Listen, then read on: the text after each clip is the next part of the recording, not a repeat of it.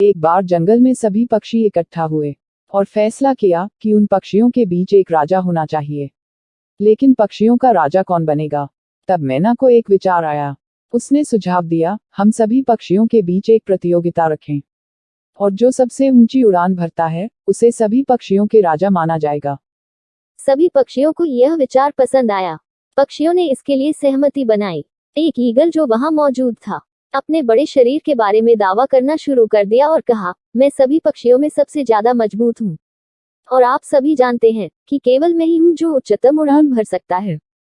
तो फिर प्रतियोगिता क्यों? मुझे अब राजा क्यों नहीं माना जाए? लेकिन संभावना है कि आप शायद जीत नहीं सकते। थोड़ी आवाज की। ईगल चारों ओर मुड़कर देखा कि यह किसने कहा। वह आश्चर्य था क्योंकि एक छोटा गौरैया यह कहा था। मजाकिया स्वर में ईगल ने कहा, अरे मुझे कौन हरा रहे हैं, आप?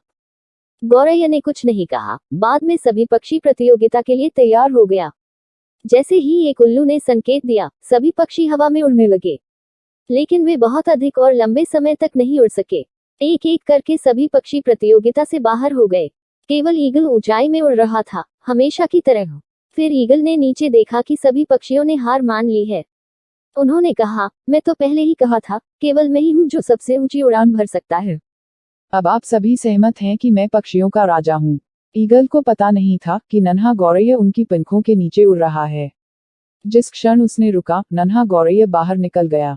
वह ईगल के सिर के ठीक ऊपर उड़ गया और चिल्लाया, नहीं नहीं मिस्टर ईगल भाई, मैं सभी पक्षियों का राजा हूँ।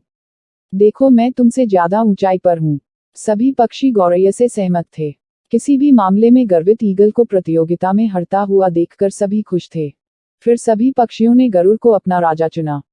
शिक्षा, अगर कुछ कार्य आपकी क्षमता से अधिक मजबूत है तो इसका मतलब यह नहीं है आपको कोशिश करने से पहले छोड़ देना चाहिए।